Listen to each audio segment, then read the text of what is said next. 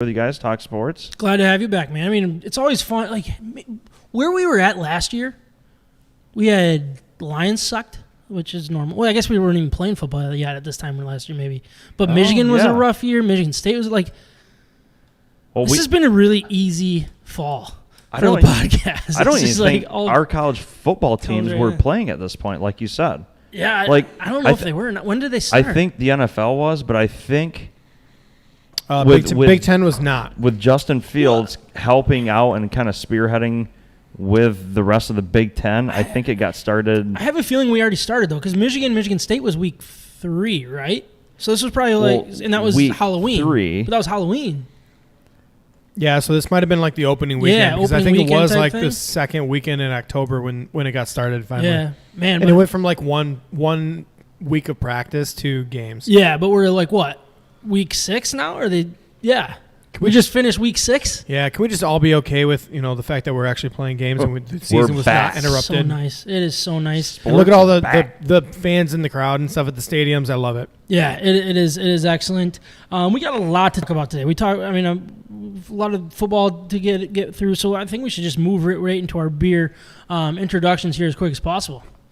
It is time to introduce our Michigan beers for this episode, but before we do, I want to remind everyone of our partner, Siciliano's Market. They are simply the best beer store in West Michigan, located on Lake Michigan Drive, right between Grand Valley State University's main campus and downtown Grand Rapids. Wherever you live in West Michigan, it is worth the short drive for what they have to offer. Whether you know what you want or need some help from their expert staff, Siciliano's Market is the best place for that. They not only have a massive and up-to-date inventory of the best craft beers from across our great nation, they are individually priced so you can mix and match to build your own six-pack. They obviously have a great selection of craft beer. They also have specialty wines, spirits, ciders, coffee, tea, tobacco, and cigars. Siciliano's Market also has the largest selection of homebrew and winemaking supplies in West Michigan. We love that Siciliano's Market is part of the State of My Sports family, and it is who we visit to help us choose our Michigan beers for each and every episode. So please check them out and let them know that we sent you.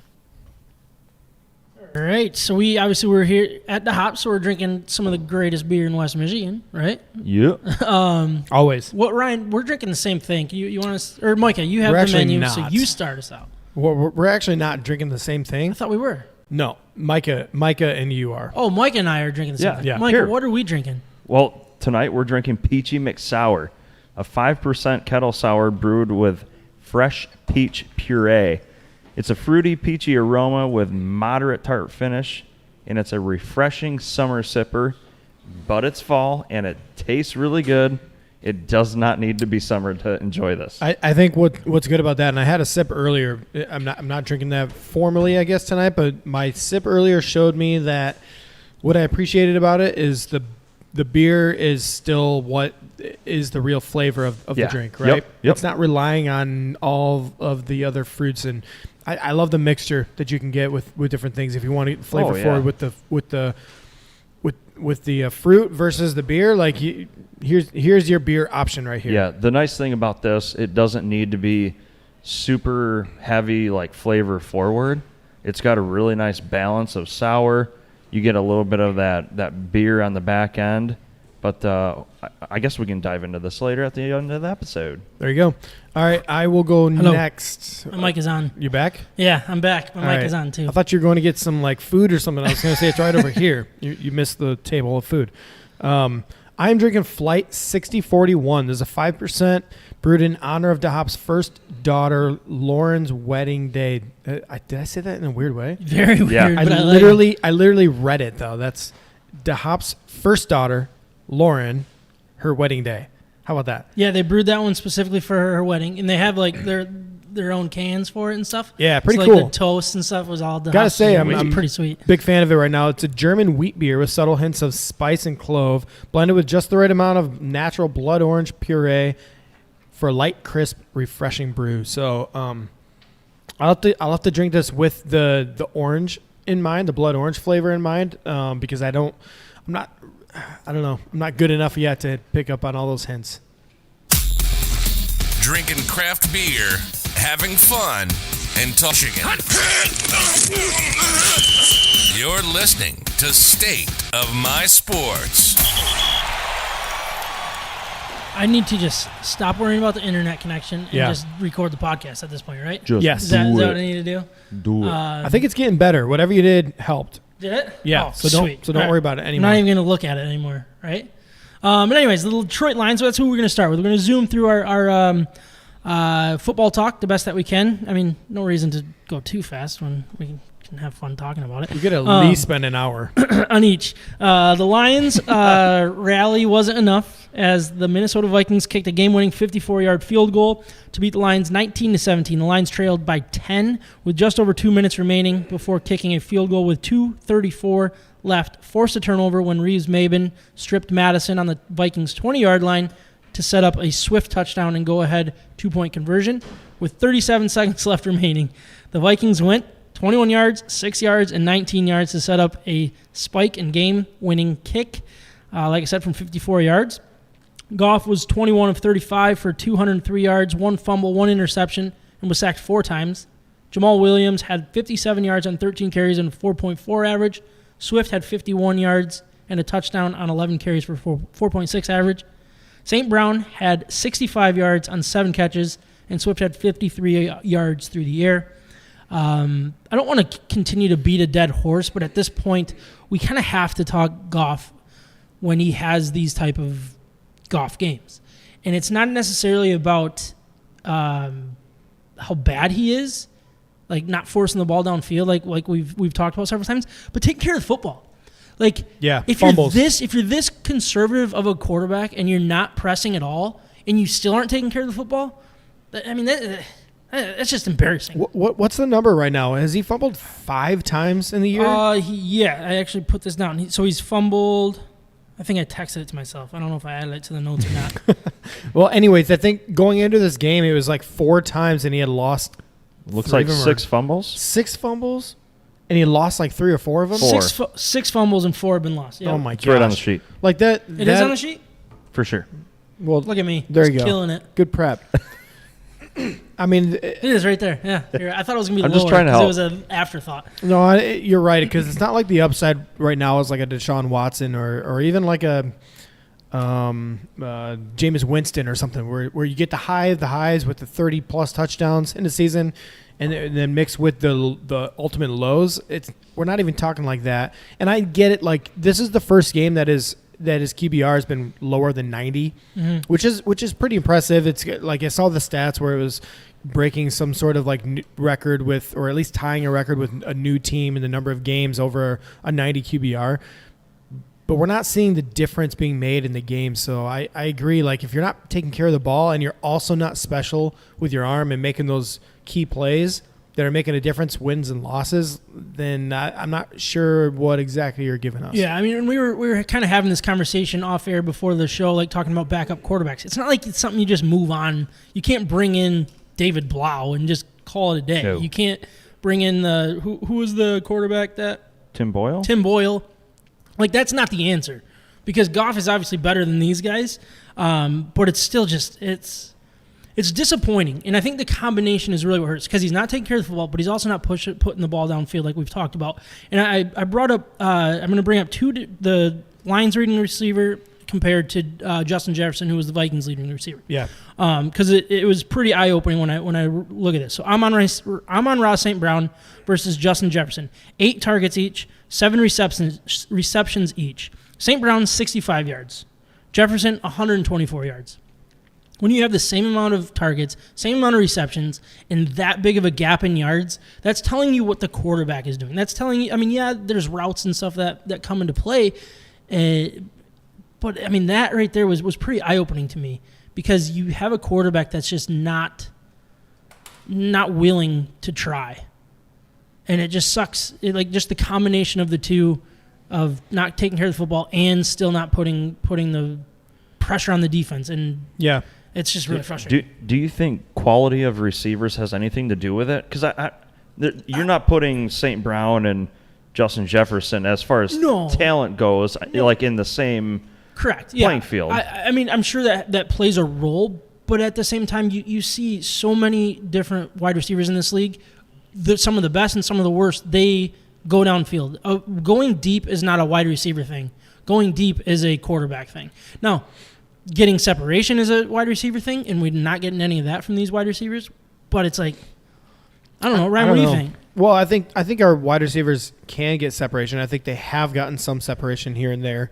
I think you're right, though. I think one of the bigger issues is that our offense right now is in some sort of state of like repair. I don't know, because we've had some injuries. System. Amon-Ra St. Brown is not running the same routes as Justin Jefferson. They're not going downfield at the same rate, so they're not being asked to do the same thing. So the averages aren't telling the whole story. But you're right, because they're also running routes that play to the quarterback's strengths. Yeah, exactly. So they're not going to – if they don't think Goff is going to routinely throw the ball 15, 17 yards downfield and do it accurately, then they're not going to ask him to do that. They're not going to run those routes. Or if they do run those routes, then it's a clear-out route where the underneath route is the real number one option. And so I think you're seeing a lot of that. And Amon-Ra St. Brown, I liked what I saw out of him. He did good stuff. It was in a role where they're getting him used to or introduced to the offense as we go here, and not just relying on him to make big plays like Justin Jefferson is. Jefferson is obviously being relied upon in the Vikings offense, in the absence of other key players. Some other offensive numbers that are worth bringing up. Swift and Williams, numbers aren't gaudy by any means, but the averages of 4.4 and 4.6 yards per carry, I mean, it seems like a continuous thing here with them. Is their averages are up there, but they're not getting enough touches to kind of get into a rhythm. And I think we were hoping that Swift could kind of become that number one guy and get into those rhythms. And I'm not saying Williams doesn't deserve the carries that he's getting, because I think he's actually been the better running back between the tackles for the most part. I think that bowling ball aspect has been important, especially with the type of offensive line we have, that, you know what I mean? Like, they can kind of get to that second level, and it's easier to kind of get the 4 to 6 yard chunk instead of the 1-2 yard losses, I guess. But I wanted to compare this to the kind of Quentin Berry stat from a long time ago when he was 25 of 25 for stolen bases, and I thought that was one of the worst stats in baseball, because how come somebody's 25 of 25 but he's only stolen 25 times? Because he was a pinch runner. Yeah, no, he was more than that on that team, though. He was. But it's like, run this guy more. Yeah, run him more, yeah. Yeah, like, why aren't these guys being used more? And I usually I say the running game, and this has been an argument for Stafford for a long time. They didn't have a running game, which didn't open up the passing game and the play action and all that stuff. And I feel like it's the exact opposite right now. I feel like our running game is actually good, but our quarterback isn't opening up the play action because there's no threat deep. They don't have to worry about deep, period, end of story. You can stack the box even in a passing situation because they're not throwing above the box. Yeah. And I feel like it's just like very frustrating because we finally have a good enough running game to balance things out, but we don't have a good enough passing game to keep that balance. 100%. And it's the most frustrating thing as a Lions fans who have been watching for multiple years can understand the irony behind something like that. So I think Swift and Williams are perfect complements to each other, and so far with their stats, it lines up exactly what I think plays to their strengths. So Swift is the bigger play guy that can in the open field either run somebody over, like we saw him do in the fourth quarter, like that, that was leveled him. Awesome. That was like what brought the team back into the game. Ready to do something. It was a statement in the fourth quarter when they were down 10 points. So it was awesome to see. But he can also make guys miss with the one cut ability, the speed. Williams is the energy guy that really is phenomenal at seeing the hole early on and playing and following blocks and waiting for that first initial gap to open up, when Swift might like dance around a little too long here and there, but when that was the right decision, then it pays off big time in the end. So it's like Abdullah did, but he's actually running forward at certain times. I would say it's like Barry used to lose yards more than anybody in football, and some people were frustrated with that, and then he would just hit so many home runs. It's like, what are you going to do? Try to tell him just to change the way he runs? Yeah. Like, to not to that extreme. I'm not calling Swift Sanders. I thought that's what I heard. No. Is that what you heard, Micah? That's definitely what he said. All right, perfect. All right. Just grade me on that later. But to the point, like, he has that big playability in him, and every once in a while it comes at a cost when Williams will maybe not have the end juke or the missing the guy at yards 8, 9, and 10 ability that Swift does, but he gets there more often. Okay. So I think they're really good complements to each other. The frustrating part is they should be able to build off this and build their offense around this because they have two studs. But they're not. not studs, or they're not building they're around? not building around him. Well, and that's the frustrating part. It's like we haven't connected all the dots yet, and really comes down to finishing in the red zone, because I don't know what the stats are at this point, but early on in the games, we have had so many red zone opportunities that we're kicking field goals with, and we're not getting to 14 points. Wasn't we're getting it like to 6. the first 3 games, it was like we were 100% on red zones. Yeah. Whether it was a field goal or a touchdown, but it was like we were scoring every time. And then all of a sudden, that ship has sailed. Well, yeah. Seems the like first 3 against the multiple Bears. times. Yeah. I mean, that's really frustrating. Now, I did want to talk real quick about the defense. They allowed 18 first downs, 5 of 13 on third down, 120 rushing yards, 264 passing yards. They got 2 sacks, 1 interception, 1 fumble recovery.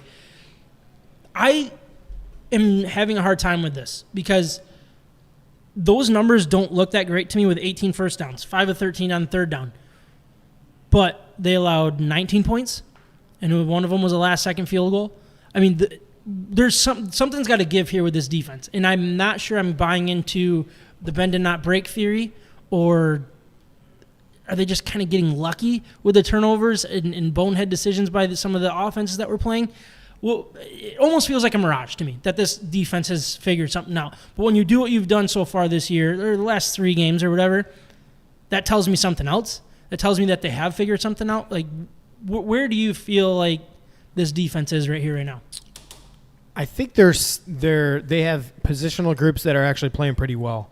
I think their defensive line is good. I really do think they're good. The interior defensive line has been pretty good against the run on the inside, and then their edge rushing has gotten enough pressure here and there. It's not anything to be to label like as a strength of the team or anything like that. It's not like the Buccaneers when they were getting at the right time and in the playoffs or anything like that. But they have enough athletes to plug in here and there to, like Charles Harris. Like Harris is getting pressure when he gets in the game. He's not an every down guy, but in his role, he's doing a pretty good job. Yeah. And I think they have enough of those role players on the defensive line where they're actually getting good play out of them, like good production. Same thing out of linebackers. We've seen the change with the middle linebacker from you got Jamie Collins. Yeah, Jamie Collins, and they've gone towards Derek Barnes, and I'm just telling you, I think the athleticism of Barnes has actually played a major role in this defense. They're able to spread out a little bit more, and the linebackers are covering more ground. And I think it's had more of an impact on like Alex Anzalone. He's looked a lot better. He's since looked a Jamie lot Collins better, went and he's doing less. He's more focused on what he does well, and his speed is his advantage, and he's actually taking advantage of his strengths because he knows Derek Barnes is there. He's not covering for him. Yep. So that linebacker core has actually played a lot better. You're saying. Yes, exactly. I think Derek Barnes had a CUDA game where he actually played pretty well, but then he has that 1 or 2 plays that he got embarrassed or he missed a tackle or something like that, and people are going to be like, oh, he had a bad game because the bad plays were exposed big time. And yet if you look at any good team and any Pro Bowl caliber player, they have those same plays every single game. You know why? Because it's hard to play defense. Mm-hmm. And you're going to get juked by really good, freak athletic, offensive players in space. Yeah, you just will. Yep. And so every single time Lions fans will come down on these guys for missing an easy quote unquote easy tackle when it's a very challenging thing, and it happens to literally every Pro Bowl player and every team in the league, and we just have it highlighted. Ours is like just shines bright because it's the Lions. Yep. Quintez Cephas, broken collarbone, probably out the rest of the year, sounds like. And Ragnow did have surgery on his turf toe. He's out for the rest of the year. It sucks to see these teams or these players not develop. I mean, it would have been a big year for Ragnow. He got the new contract, and now that's done. We needed Quintez Cephas to really see what we have in this guy, because whether he's definitely not a number 1 wide receiver in this league, but can he be a number 1 or number 2 or 3 on a good team? That's what we needed to learn, and I don't think we can learn that now because of this injury. That sucks. Yeah. That's just adding on to all the other injuries that this team has faced so far. That was on his big play too, right? Yeah, it was. So that really sucks. But I mean, I'm not saying that's why we're losing or anything, because we're just a really bad team. But these injuries, like this year was all about developing and learning what you have, and some key positions right now are starting to. I mean, we can't learn anything. and that really sucks. Yeah, we're trying to figure out wide receiver. We're trying to figure out defensive back and then both positions. And we already ran into the cornerback injuries. Yeah. We went through that already, and it's frustrating. And I really want to see what these guys can do. Romeo Okwara, yeah. I mean, yeah. And then Decker, it sounds like will be practicing tomorrow, Wednesday, for people that are listening live. But we'll see. I'm excited to see what that's going, but without Rag now. Like, I feel like it was like a three-piece thing that we were excited to see. We want to see the guy in the center, obviously, and our tackles just work together. And then our guards are actually playing pretty well. They really Jonah are. Jackson and Vaitai, you haven't noticed them a whole lot, which is a good thing for guards. It would have been really cool to see the full unit and see how they can kind of work together. But it is what it is. I guess we got to deal with that. Last thing that I want to bring up, going back to kind of the game that we just had with Vikings, I don't know if you guys saw Dan Campbell's press conference afterwards or heard about it. I tried pulling it up. We're not getting good connection on the stuff to pull it up, but him getting emotional, you don't see that very often. What do you guys think of that? You guys have any thoughts of a coach getting emotional about a loss? I've never seen a coach get that emotional. I mean, I've seen coaches' emotions emerge, but nothing like that. What do you think about it? I didn't really get a chance to listen to the whole thing, but I mean, in a way, like, you feel bad for him because he feels like he's got his team doing what they can, and they keep falling short in a lot of different ways. That's upsetting not only to him but to his team. His teammates feel the same way. Mm. I don't know exactly what was said, so if you guys could expand upon it. Well, I actually really like what he's doing, because there's no secret that this guy's emotional. There's no secret that he loves what he's doing. He's passionate. That's been from day one. He's had all these press conferences with the quotable, stuff that he's doing, wearing a helmet, all this stuff, biting kneecaps. He's emotional. He's connected to the city at this point. He's connected to his team. He's proud of his team. You can see it, like the fight that they've been coming back in the fourth quarter. Yeah. Like, that's not a normal thing for a bad team to do, to be running over guys in the fourth quarter like we've already talked about with Swift. That's not a normal thing. That's not for a guy who's just playing for a paycheck would do that. He'd be jumping out of bounds and being like, all right, I want to save my body. Yeah. Like, they're out there busting their butt and doing what he's preaching, and meanwhile they're losing. So to have the Ravens game where they just lose from a game, we all know what just happened, but like NFL record, losing the game, the bounce could have gone either way, and then to turn it around, like, let's not discount that this was a 55, right? 54? 54-yard field goal. A few years ago, that was a very long field goal. I know it doesn't feel like it right now. And he missed a 49-yard field goal right before that. Short, yeah, exactly. and to just, I mean, look at what happened in the Packers game. Like, 54 yards is not a gimme. So to lose in 66-yard fashion and then follow it up with 54-yard fashion, like, that hurts, man. And it's not like they're playing the best football, but they grinded. They got to the point where they went for 2-point conversion. They got the lead. These are not tie games that they're losing with a kick. We see that very, very often. These are leads. It's wins. Yes. Yeah. This is the difference between a win and a loss at that moment with 2-3 seconds left, and we're getting the raw end of the deal, and that's why he's emotional about it. What do you think players think about a coach getting emotional? Like, I think inside the locker room they understand it, but like from a distance, if I were, let's say, a pending free agent next year, do I like that a coach is getting emotional, or is that kind of like a sign of weakness? I feel like people kind of go back and forth. I'm more on the side of, you guys know me, I'm an emotional wreck. Like, I can't control my emotions. So, like, obviously I'm going to try to defend the guy that gets emotional, but I get the sign of a weakness, especially in a room full of men. You know what I mean? Like, bull crap. No. You don't think so? You don't think that's a good argument? No. Well, I think because some people are saying like that could be a sign of weakness and steer people away. I disagree. I think the majority of players in any given locker room are that emotional. Yeah. Whether they show it or not, that's a different story. And they know their coach. And they know their coach. So they know his character at this point. So if he is genuine, even to the press, I think that buys a lot of credit in the locker room with those players. I think that's important, and he has had their back. He's saying, no, I'm proud of my guys. I'm proud of the way they're playing, and that's why I'm so emotional about this. And that's somebody that, if you believe in the coaching staff and the path forward with the organization that he's been preaching, then that's something that free agents, I think, will flock to. I think you said the perfect word there, genuine. There's nothing fake about this guy. No. We just had one of the fakest coaches of all time. He was fake tough. He was fake nice. He was fake everything, and he didn't even know who he was. No, you're and right. I feel like that's what we were running into here. He thought he was Bill Belichick. Dan Campbell is not fake. He is raw. He is odd. He's honest. all of and I think that right there is what I want to work. It's never worked in the NFL, to be honest with you. Like that is not the prototypical championship winning quarterback head coach in the NFL Or quarterback. but but I mean I'm okay with it. I really am. Yeah. I don't think he's doing anything that's hurting the organization. No. You know what I mean? But Okay, so loss aside, with all the ebbs and flows of the last few games, this last game, what's your kneecap rating? They're biting kneecaps. They're biting kneecaps. I thought this was their highest rated kneecap game personally. Actually, the Ravens was up Ravens, there. yeah. They're competing. They're competing, and I appreciate what they're doing. Right. They're not the better team. I don't know if they're going to be the better team all year on the field when they go out there.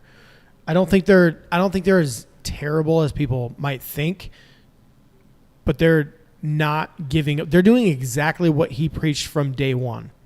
They're following that script to a T, and I think that means that he's got the locker room. He's not losing these guys. There might be some guys here and there that they're learning something about, and it might move on from eventually. But 7-5. Love it. there you go. Ryan, Huh? what was your kneecap rating? Oh, got it. Oh, I didn't even realize We do have a couple comments, but I can't. So Carrie said there are men crying on the sidelines all the time. At least he's real. That's a good point. There are people crying on the sidelines constantly. That happens a lot more than people even realize or are willing to talk about. Well, they give their bodies, their lives for their teammates and their team. So that's why you get emotional, because your team collectively, you guys just lost. And so Dan Campbell's bought in. I think the team follows suit. If it's craft beer in Michigan sports, we may not be the authority, but we love both like a fat kid loves cake. Hot, hot! This is State of My Sports. Michigan State Spartans. Big play offense continues with a 31-13 win over the now 3-3 Rutgers Scarlet Knights. The big plays were again the story. Naylor had 3 touchdowns in the first half. Holy cow. With 2 at 63 yards and a 65-yard touchdown as well. And then Walker added a 94-yard touchdown run in the third quarter.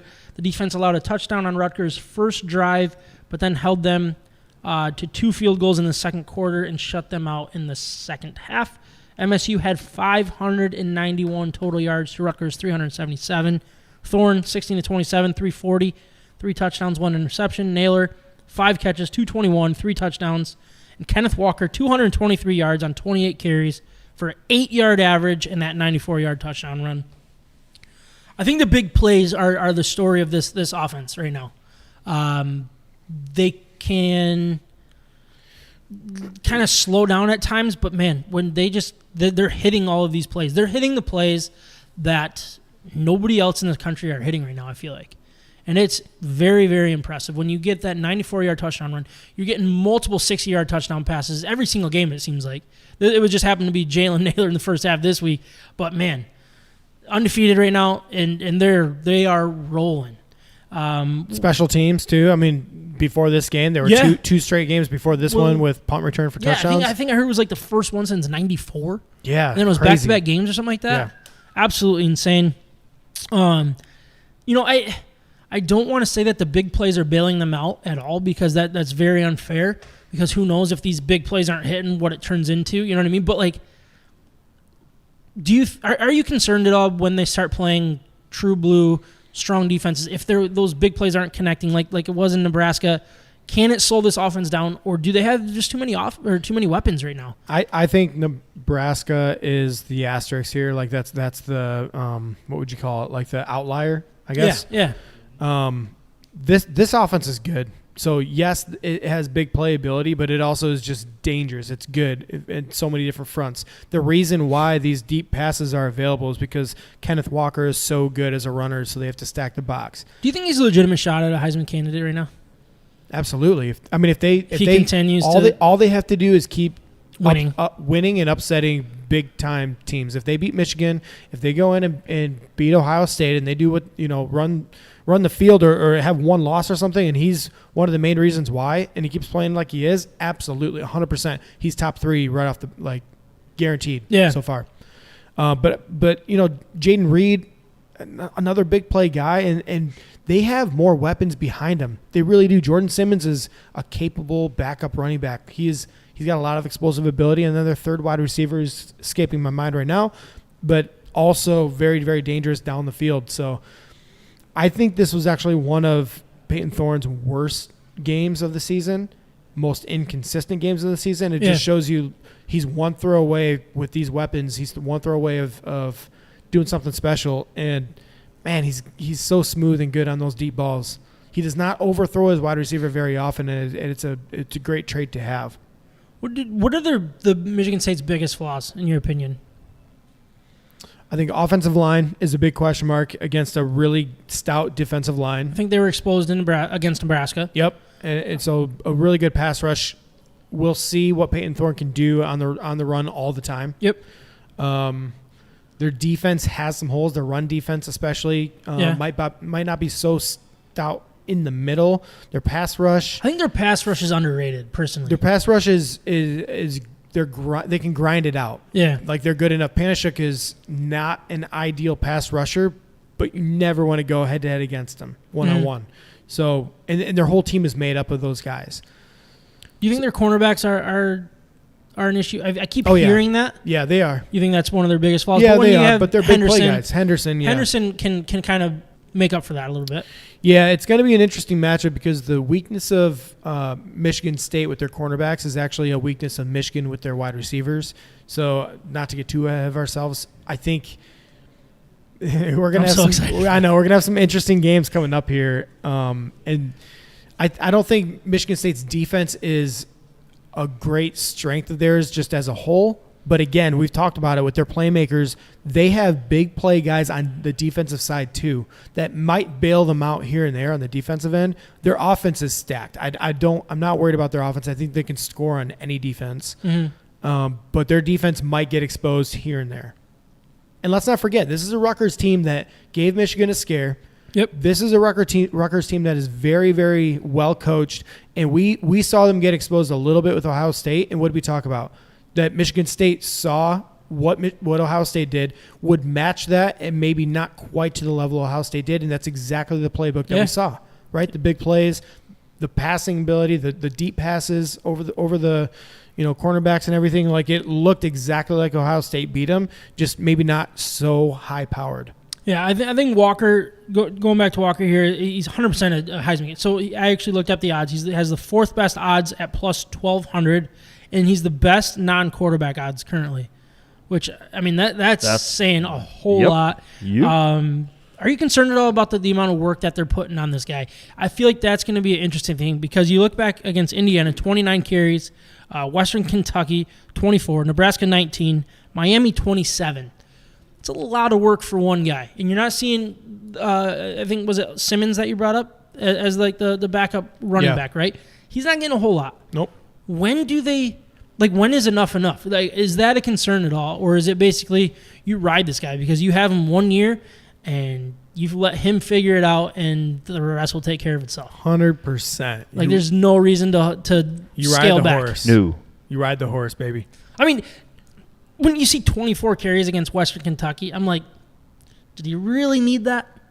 No, I was really need that many touches. I was actually calling for him not to, but I think they know what they have in him. They have somebody to also promote what they're doing at Michigan State. That's a great point. That is a recruits. really, really good point right there. And not only like future recruits, but transfer. Look what we did with a transfer running back. out of that. Where was he at? Wake Forest, SEC? Yeah. Is Wake Forest SEC? Yeah. No, ACC. ACC. Yep. Look what we brought in, and Heisman candidate Yep. through week 6. And he's going to be probably for more. Like, people are talking about this guy. And that's a good thing for Mel Tucker. And 100%. You look at any ranking, he is number 1 in the running back rankings. And that's pro scouting. That's, numbers, Heisman. And that's a big tribute to this coaching staff and the offense that they've put together around a new coaching system. And that's something to, promote. Again, that's something to put out there and tell everybody, like, hey, waving a flag, come to us because we're going to do something with you. Yeah, and you're not doing it in a gimmicky offense. You're not doing it in a conference that just doesn't have the defensive caliber players and that the NFL doesn't. Like, this is a Big Ten schedule. And young Whether it's some of the quarterback. best, it might not be some of the better teams of the Big Ten yet. He has everything ahead of him to prove himself, and it's perfect for Michigan State. And that's actually a really good point. Like, I was nervous about the amount of tread that you're putting on him because it is a long season, especially in the Big Ten. But, man, use it. Use it while you have it. Yeah, I'd be more worried if he was 25 or 26. These are college guys. They bounce back. Yeah. Yeah, Heck, he might be asking for that type of resume. Because when he leaves for the NFL, he's going to talk to scouts and go, look at what I did. Yeah. Yep. Oh, yeah, you're right. And he doesn't have a lot of tread off the tires. It's just up 1 until year. this point. Yeah, Yes. that's a really good point. I don't really want to dig too much into it. I mean, they had a great game, a great win. They're 1 game away from taking care of business, right? That's really the big thing right here that we're all focused on here in the state of Michigan is get to that 7-0. Sounds like Penix is still out. He's week to week, which I'm sure he's still going to be out this week. Does Indiana scare you at all for this Michigan State game? No. Not me. I don't. Me either. No, not me. And it's a really weird feeling not saying it could be a trap game. The way Mel Tucker coaches, the way that this coaching staff's working, the way that this offense is working, they don't care about who they're playing against. Yeah, they're not overlooking this team. And I think that's a great thing that Mel Tucker's bringing in is your job is not done until the season's over. You know what I mean? Like, a lot of teams will look past their opponents. This is a perfect example of a D'Antonio team would be looking past, and a previous Michigan State team, whether it was D'Antonio or before, they'd be looking past their opponent and focusing on Michigan already. They're not. And I feel like last week against Rutgers could have fought that or felt that same way, and they just went out and proved it. And I think they're a well-coached team, and there's 0% chance that they are going to overlook Indiana, and they're going to be ready for them. And they're the better team. Yeah, good luck stopping Walker and Naylor and Reed, and Peyton Thorne. Yeah. Like, good luck stopping all those guys. You just can't do it. Yeah. And you're not gonna match them. Without Penix, like, I'm not worried about the offense exposing this defense at all. I think what this defense does well is they're responsible, I would say. And is the best thing situational, that they do, and they're going to be ready and they're going to be prepared. I think they're going to take care of business. We'll get into Michigan if they're going to take care of business next week in their game or final game before the matchup. But man, I'm just so excited for the state of Michigan. I mean, this is awesome. They're both in the top 10. The Big Ten has what? What are the rankings right now? So it's Iowa's at 2. Is that correct? Yep. Ohio State is at 5. I actually don't know the Can you rankings, pull but that Ohio up real State's quick? in there. So we have, gotcha. I think it's 4 teams or maybe 5 teams from the same division. Iowa, Ohio State, Michigan State. State, and Penn State still in the top 10. All in the top 10. Yeah. And Same division. 4 of those are in the division. Oh, I thought all of them were in the That's division. Iowa's in the other one. Oh, you're right. Yeah. Yeah. But 5 of the 10 teams are Big Nuts. Ten teams. All right. Big Ten in the top 10. Number 2, Iowa. Number 6, Ohio State. Number 7, Penn State. Michigan at 8. Michigan State at 10. Boy, So 6, 7, 8, 10. this is crazy. Who's And 2, yeah. who's 9? Florida, Oregon. Oregon. All right. What is this matchup going to be for Michigan State? It's really, this could be one Oh, of it the will be. like one of the best matchups that we've, like, ranking wise, I would say in a very long time, if not ever. Well, they said it. It was like 1960 something. Well, if you look at the offense right now, Michigan State's offense, we've talked about it. They're just clicking all around. They're so dangerous. Michigan's defense is stacked. So the strengths and weaknesses of both teams are so interesting to look at. Yeah. And Alabama's not number one. Cannot wait to get into that matchup. Follow us on Instagram, Facebook, Twitter, YouTube, and Twitch. State of My Sports.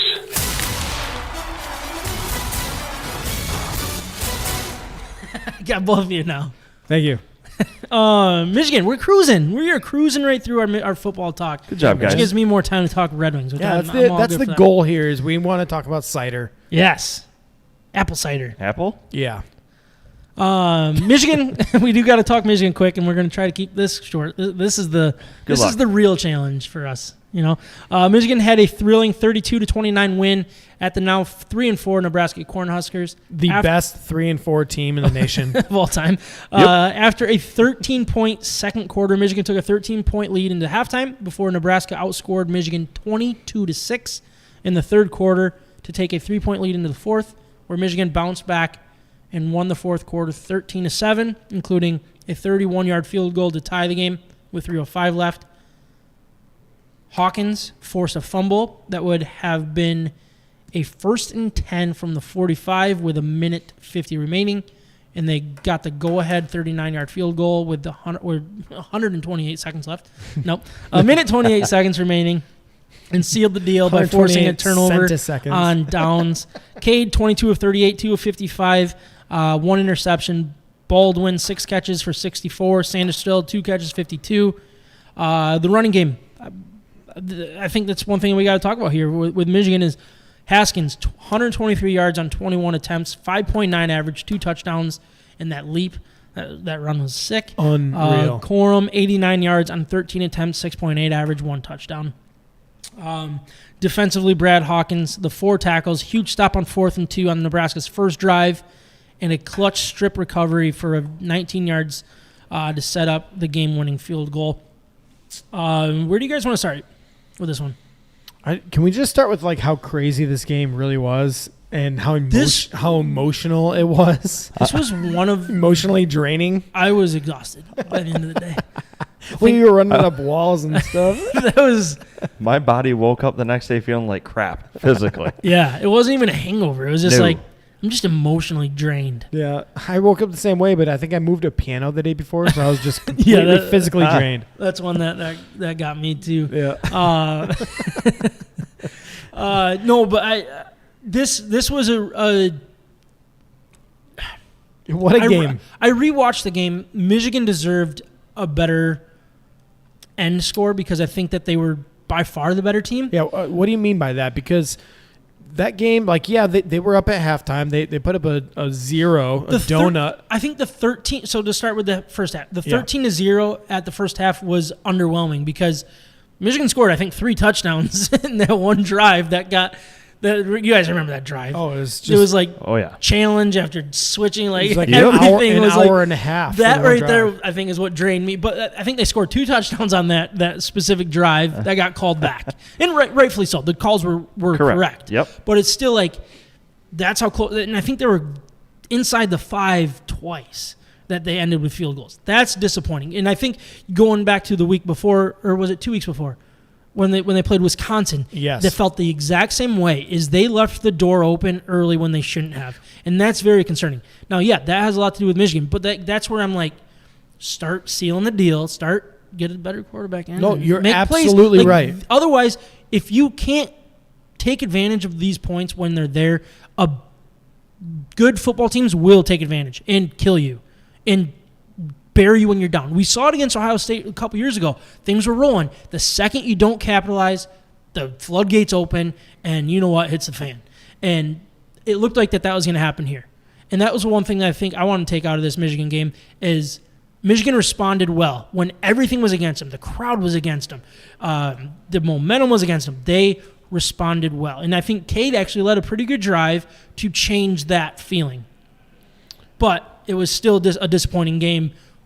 I don't want to say disappointing game. No, you're right. You know what I'm saying. Yeah, you got to get off to a good start, and you got to capitalize early on in the games, and we have not seen that. And it's been, I think it's been almost every single week this season where Michigan is getting off to these slow starts, leaving points on the field, not doing what they need to do early on, and then eventually they finish, they make the plays, they get there, they've got talent, they've got, skill, their play calling comes around and all that, but we cannot afford to do that against an Iowa. We cannot afford to do that against Ohio State, Michigan State, Penn State. These teams are too good to not capitalize on points every drive, not just the beginning drives, but you have to do it when the opportunity is there. And it's becoming unacceptable because we have to react. We have to make a change to something rather than just repeating these first halves over and over and over. And I think the scary thing is like even on some of the drives that we do get a touchdown on, is we're converting on fourth downs multiple times. I don't think we actually did in this game, but previous games we've been aggressive and picking up 4th and 2s, 4th and 1s on our side of the field to keep drives alive. And then their side of the field, instead of kicking field goals, we're doing that to get the 7 points multiple times. And then there are times that we're not doing that and we're kicking the field goals. And it's like there are too many times that we shouldn't have gotten touchdowns and we did because we're going for it and we're aggressive. That won't happen against good football teams that we want to be competing with. You know what I mean? Yeah. So I don't understand where the disconnect is when we're actually being successful on fourth downs when it matters most, when we need those 2 yards, 3 yards. But then when we need 2 or 3 yards to get into the end zone, why do we lack?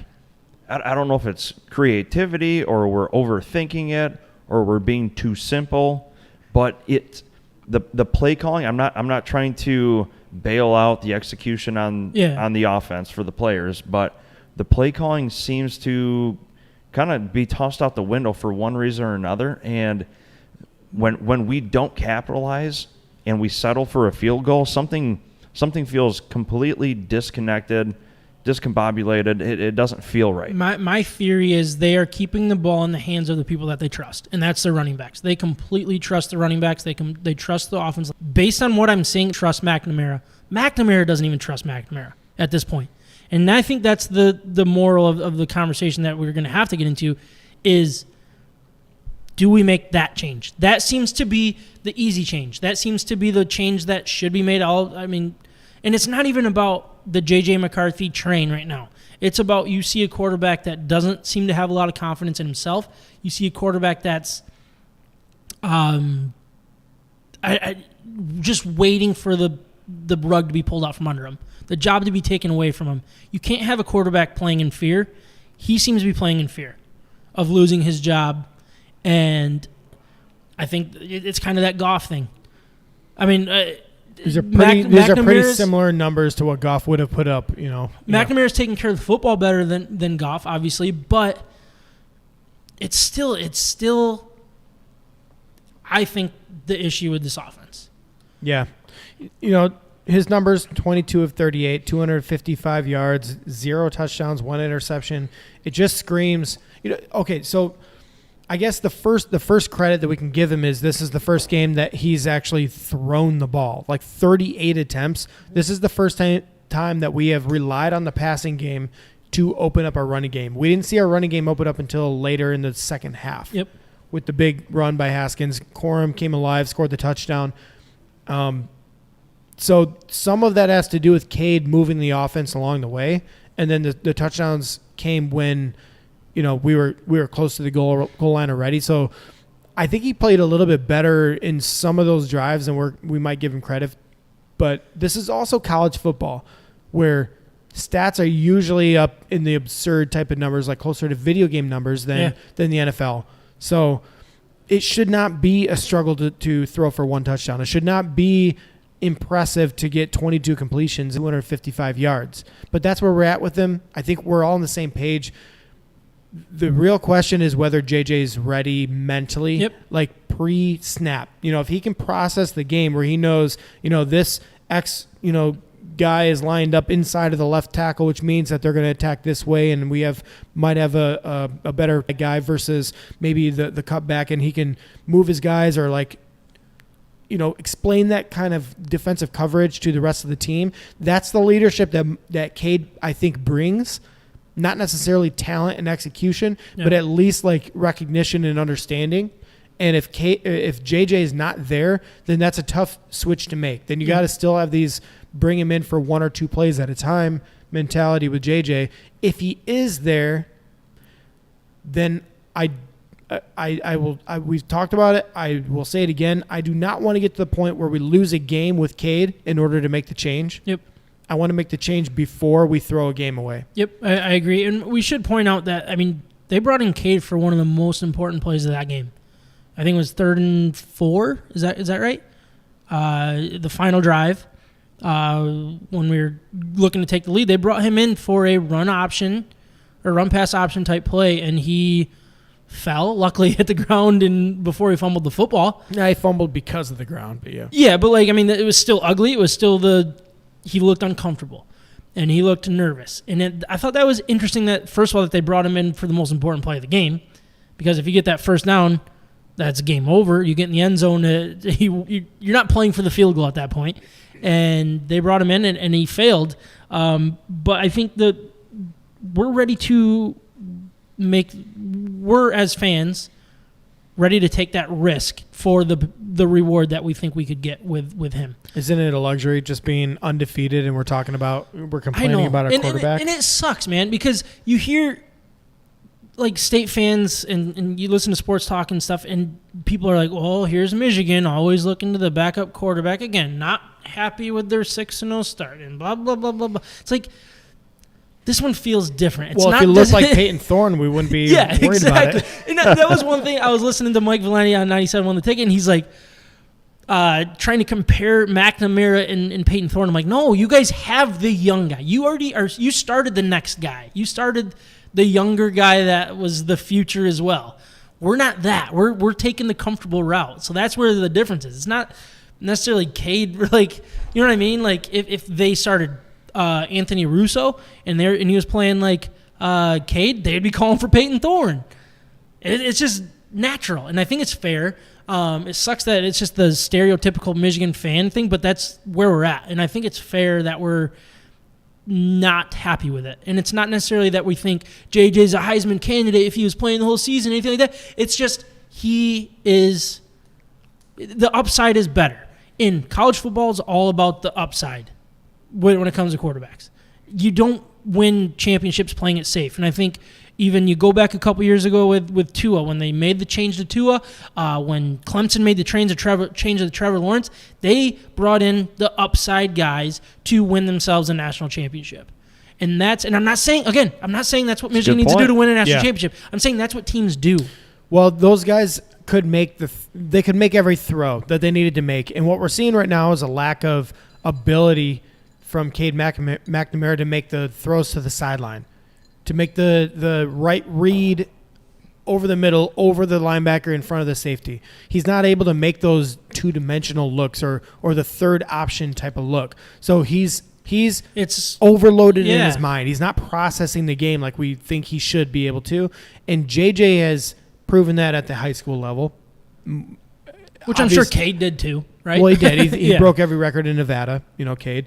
Yeah. But JJ, I think there's a difference when you go to a big school like IMG and you win the national championship. That's what they just did last year. So I think with the throws we've seen him make, he has more ability in his arm than Cade. We know that. He has more ability in his legs than Cade. So again, this comes down to, can he process the game mentally according to what we expect a Michigan quarterback to do?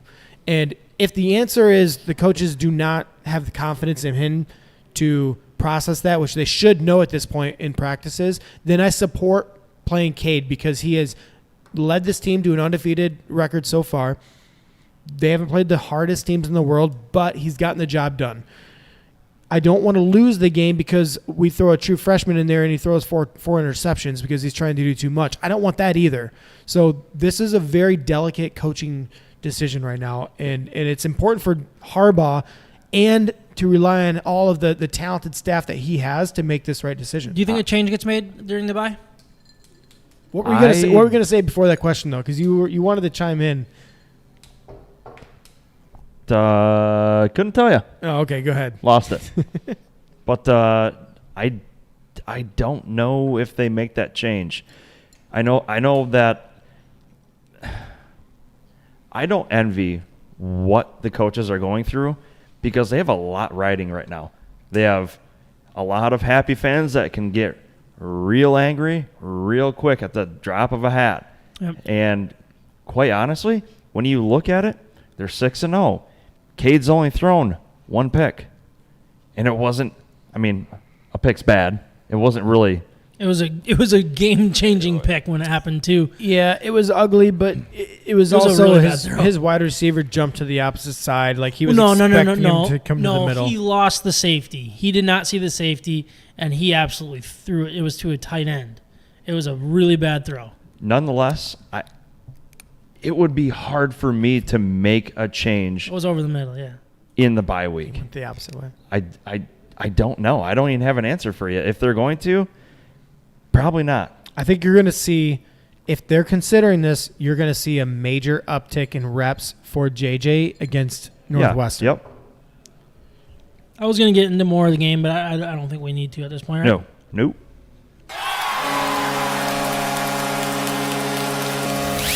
From the Red Wings to Michigan State, we're talking about it.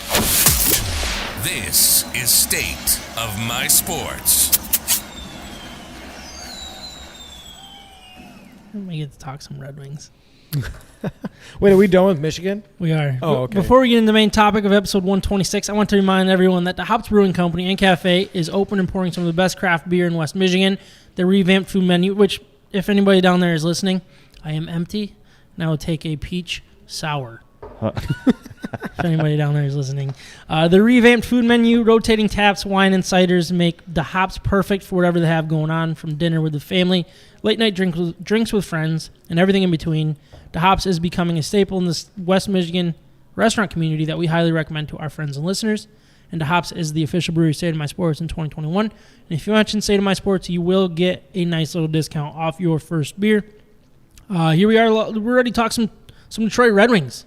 Very excited about this. The Red Wings finished last year with a 19-27-10 record overall, which is a .86 points per game.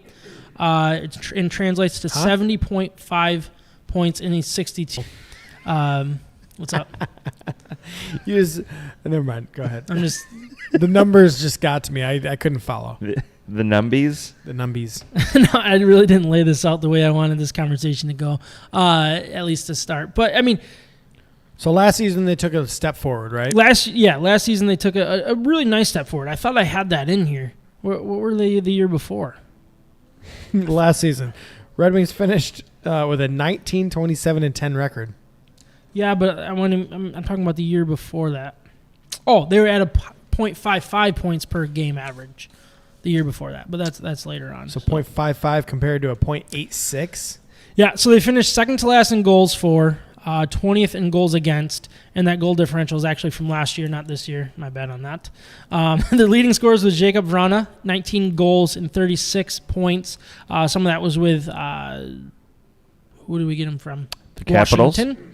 And then Philip Hronik led the team with 24 assists. Their current odds to win the Cup are plus 10,000, which is the second worst behind Buffalo, plus 8,500 to win the Atlantic Division. And over-under is set at 77.5 points, which would bring their points per game average to .945. Like I said, last season, .86. The year prior was a .55. I think that's pretty eye-opening. I think that tells you a lot what Vegas thinks that this team is going to do. They made some really good moves. And they did have some additions and subtractions that I think are worth bringing up here real quick. The additions. Pia Suter was from Chicago. He had his rookie year last year with them. Rowney, I don't know if he actually made this team. He was over from the Ducks. He might be a Griffin. But Mitchell Stevens, he played 7 games with Tampa. He kind of is going to fill that Glendening role. Nick Leddy, traded from the Islanders. Very good defenseman to bring in right here. A lot younger than I originally thought he was going to be. I forget what age he is. I think he's like 32 or something like that. I don't have the numbers here in front of me. But he actually is a very good defenseman to bring in and be that leader. They had also brought back Stahl, which I thought was interesting. Just the veteran presence on that back end there. Nick Leddy is 30 years old. 30 years old. Wow, even younger than I thought. And the big one, Alex Nadelkovic, who was the goaltender. He was traded from Carolina. He was part of the Rookie of the Year talk last year. Very good numbers. It'll be interesting to see how he fits with Detroit, because the way Carolina plays is a little different than Detroit, where Detroit has to take a lot more chances, I would say, to get that offense, and that could open up to make it a little tougher for a guy like Nadelkovic. But they traded, I think it was a third-round pick that we got from a previous trade. He was Iserman from Carolina. They brought in a guy that fits the timeline right here, right now. Yeah. And that was a talk for a long time with this organization. Yeah, he's not coming up because he's already there. And he's proven that he can win in the league. I think he was number 2 in the Calder Trophy voting. But, I mean, we also he fits drafted perfect. a goalie, right? Yeah, they drafted a goalie. He's going back to junior, though. It's going to be some years before he gets in. But Still, I love that. I love that you invested in the future goalie and you got your future goalie. And they're not just saying, like, this is the one option here. They're investing multiple ways. Yeah, no, I'm really excited about that. Some subtractions that are worth talking about. Mantha obviously was traded away midseason. Phil Plug gone. Glendenning gone. Bobby Ryan gone. DeJuice gone. Helm gone. Svechnikov gone. Nemeth gone. Nielsen gone. Merrill, Panic, Biega, and Bernier. All gone. Wow. Yeah. Woo. This is a completely different roster, and you know the saying, cutting the fat? That's what Eisenman did. Is Mel Tucker in charge of this roster? He got rid of this is like transfer portal type seriously. thing. This is crazy. And look at the subtractions and additions. It's very clear what the goal was here. Yeah, and a lot of the additions were savvy moves, trades, and high-level guys, or guys that are ready to take that next step or have a chance to. They still fit the mold. You're not overpaying for a guy that's going to come in and be way better than his supporting cast and get frustrated and all that good stuff. You're bringing in a guy or guys that are going to fit what this organization is doing and where they are at right here, right now. Not for the future, not for the past, right here, right now. That's great to see. Which accusation do you think Steve Yzerman... That didn't sound right. Accusation or acquisition? Acquisition. Oh, that's the word. That's a much better word. I knew it wasn't That's a right, good but word. I didn't know the right word. I got you guys. Okay. Yeah, that word. Who do you think Steve Yzerman kind of went out on a limb for and may or may not work? I would say Stevens. Yeah? That's the one that I think that Mitchell Stevens? Yeah, Mitchell Stevens. He was Eisenman draft pick. He was in the Tampa Bay organization. Didn't play a whole lot. I think people will get... He's a poor man's Glendenning, from what it sounds like. Sure. Isn't really good at a whole lot, but isn't really bad at a whole lot. But he doesn't have anything like that stands out that I know of. I don't know a ton about that. I'm not going to pretend that I do.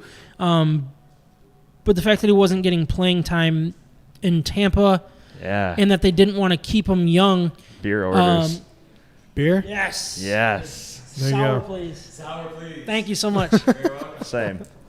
You didn't hear set. me. You didn't hear my shout out on the. You weren't watching at the No, moment. I got busy at the full bar down there, and I was telling everyone. Got busy, yep. About to be at MS Sports. Yeah. What's that? And I'm like, it's the best podcast on the Yeah, oh Thank boy, you. we got it.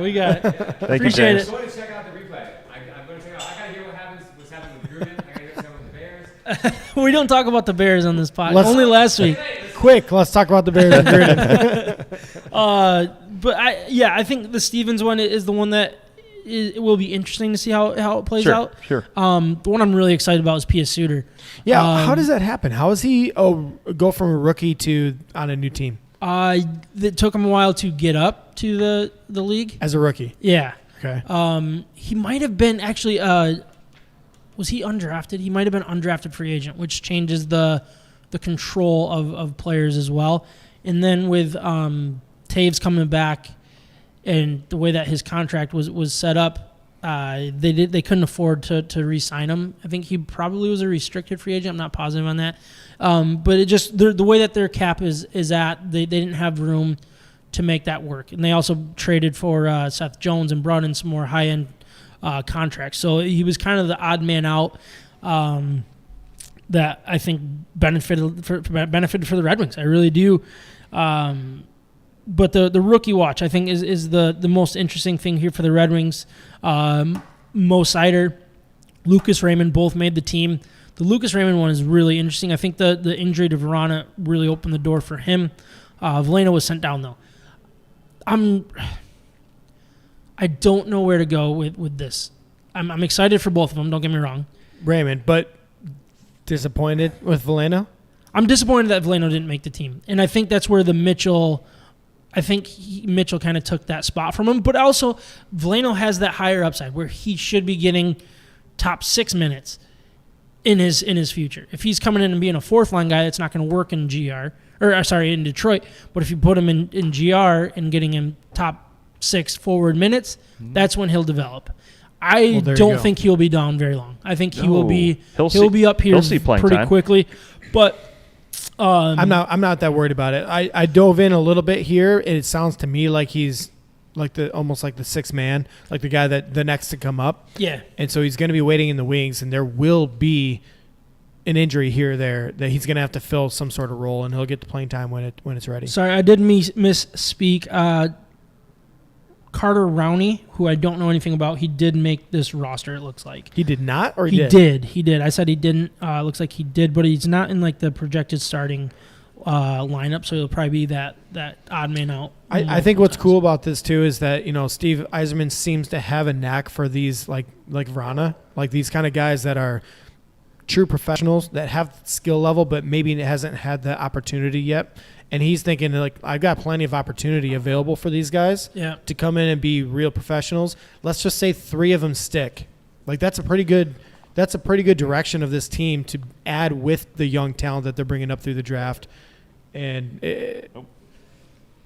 pretty cool to see, because I think it can make like, that's how you build an organization, not just through the draft, but you also find gold in other people's trash, or not even trash, but just other people's people that you can't fit. They just can't fit in based on the minutes and the opportunity allotted to them. Yeah, so I think it's really important to see the talent that Yzerman's starting to bring in, the potential talent I should say. Young guys, still cheap, and you're not overpaying and trying to overstep, kind of like Minnesota did a few years back when they tried to just kind of take that step from the bottom tier to get into the playoffs guaranteed type thing when they signed Suter and Parise and stuff like that. They don't get me wrong, I wanted both of them. We were in a better position for those guys to come in and mix in well. They tried to go all in, and they weren't able to take that extra step, that massive step. Yzerman's going like, all right, let's take it another step. Let's take it another step and see if we can find these guys that can be part of the big step before we go spend money on the biggest free agents just to make somebody happy and sell jerseys. You know what I mean? Exactly what he said when he was introduced as the new GM.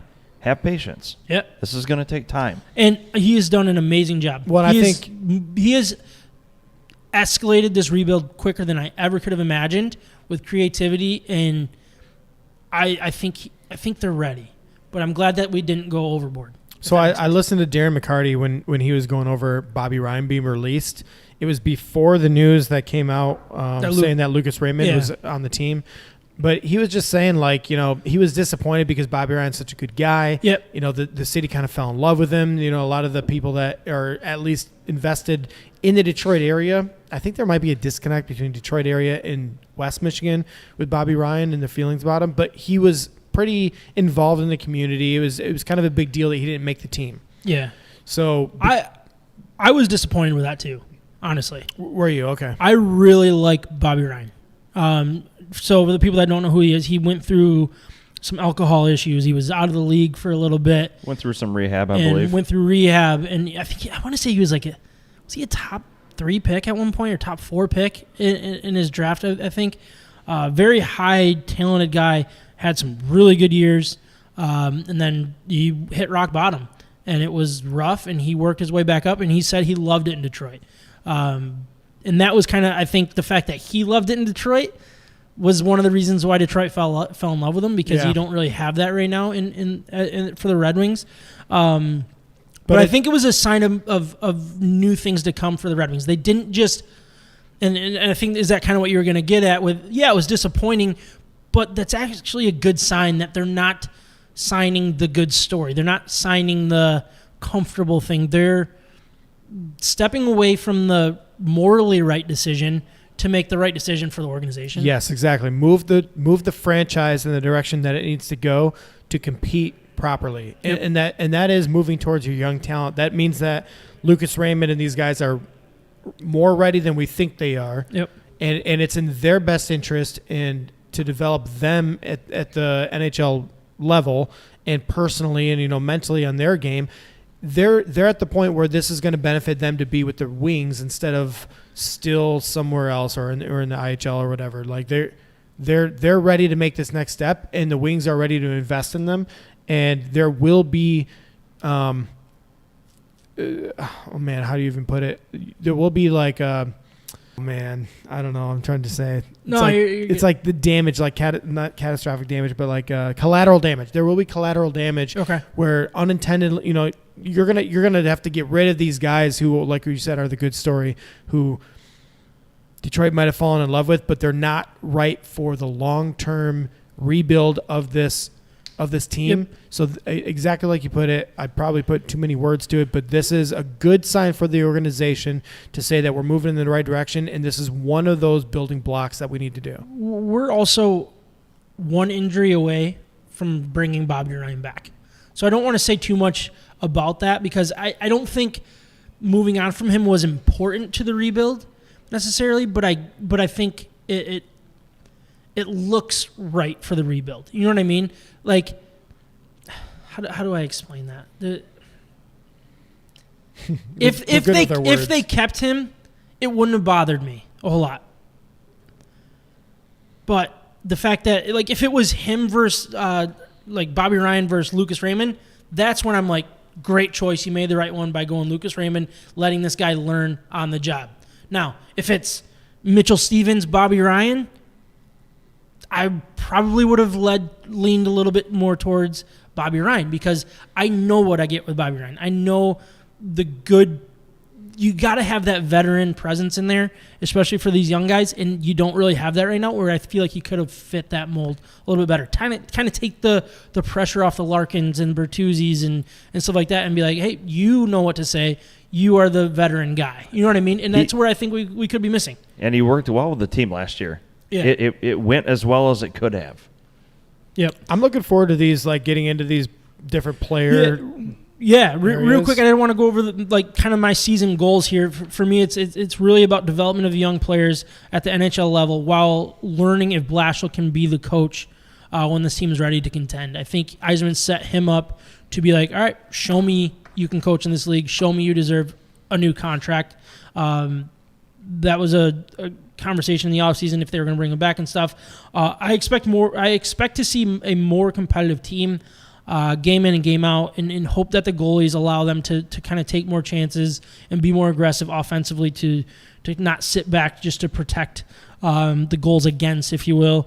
I need to see guys like Larkin and Bertuzzi and Fabry, are more than our best players and guys in this league that can be true blue NHL players and not just role players in this league. I want to see that they can be the best players on the team and the best players on a good team. That's really important for me. They'll need guys like Zadina and Suter, Rasmussen, and Raymond to be good enough for other teams to keep an eye on to kind of open up the game and not just zone in and put your best guys against the Larkin line. You know what I mean? We have better talent from top to bottom. The first two lines are going to be a massive step up.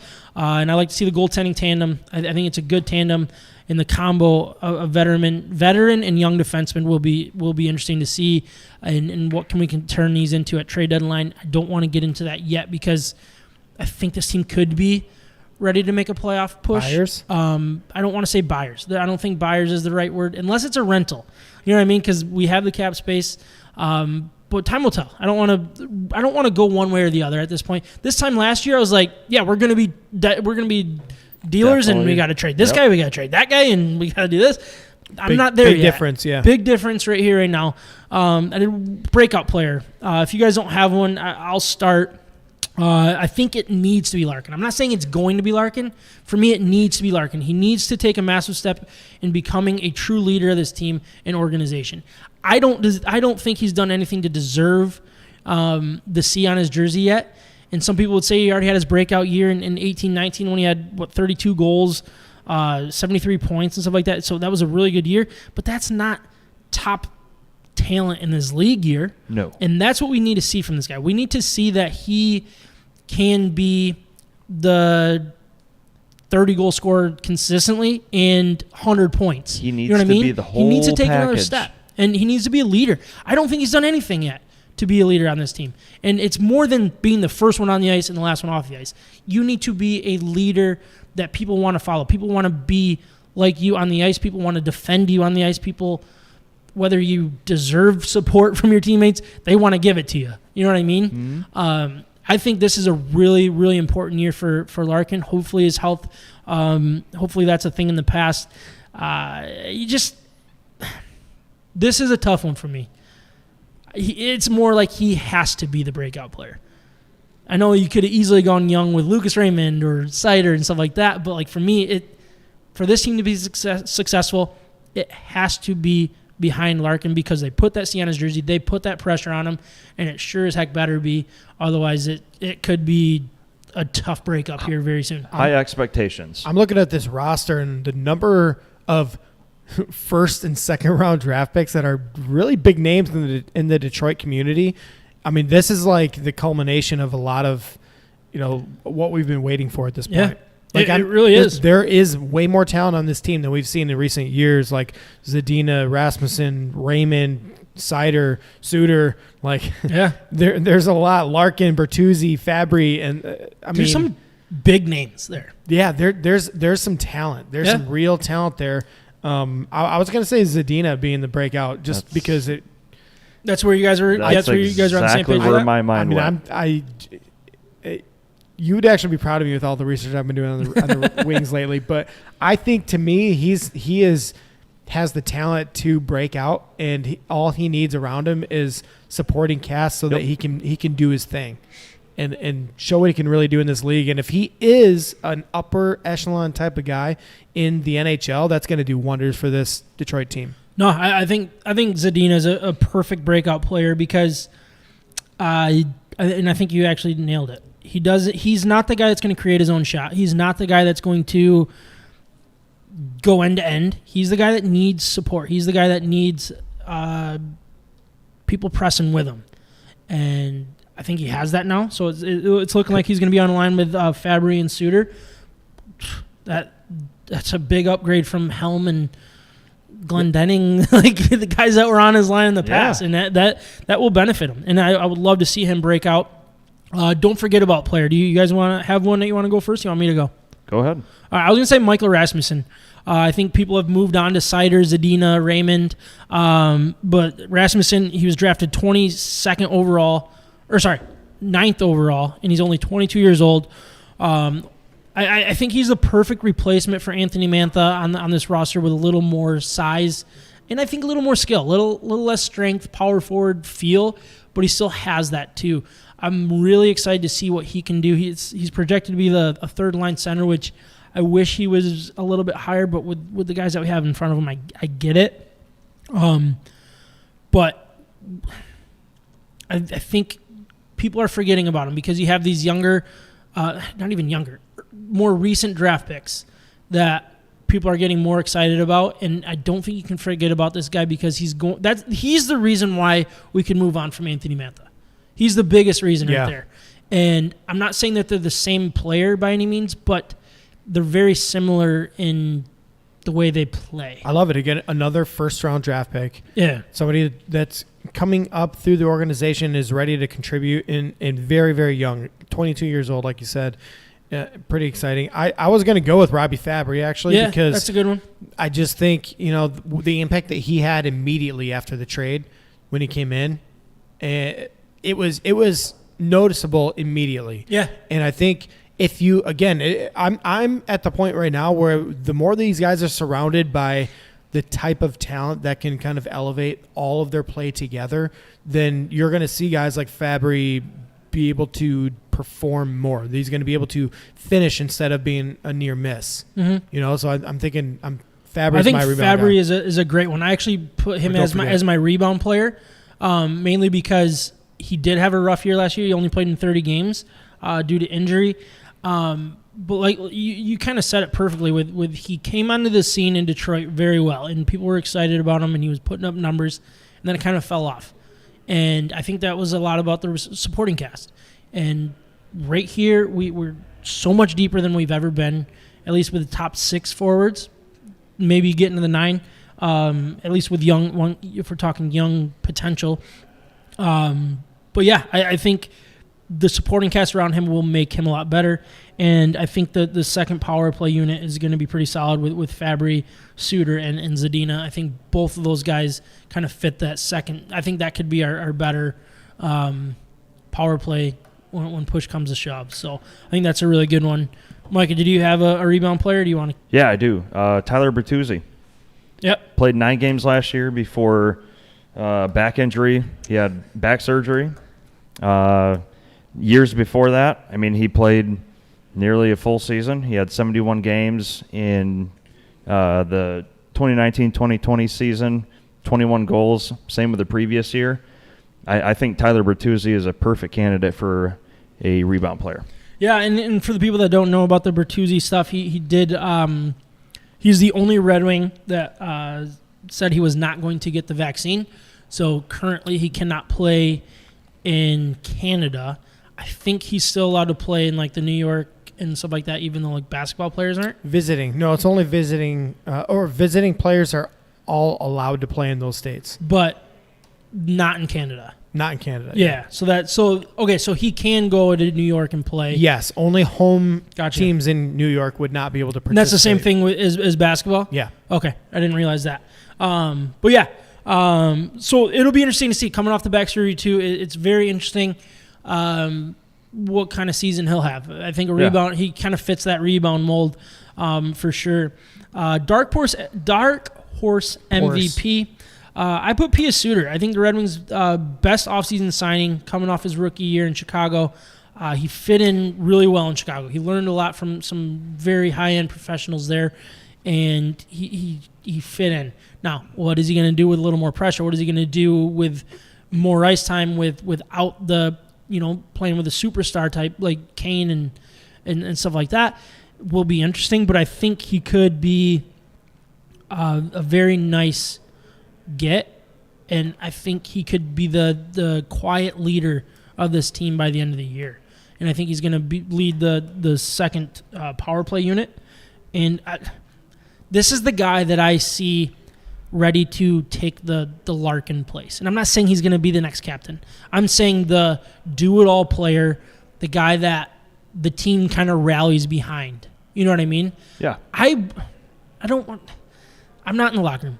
There's something about Larkin's personality that I don't think fits what they're trying to make him in this league. That's where I'm at with Larkin. Top tier. You don't think he's top tier? He's nowhere near top tier. You think he's a second center, like a second? I think he could be a decent second line guy. You think he's a third line guy? On a successful team, yeah. Yeah. And I'm not saying that in a bad way. I don't know. He doesn't like Larkin. That's a I don't bad like question. Larkin. I know I don't he like doesn't. Larkin. I know. I'm sorry. I have a really hard time with Larkin. And I don't know why. It's not fair. I do because they haven't won, so you're like blaming on him.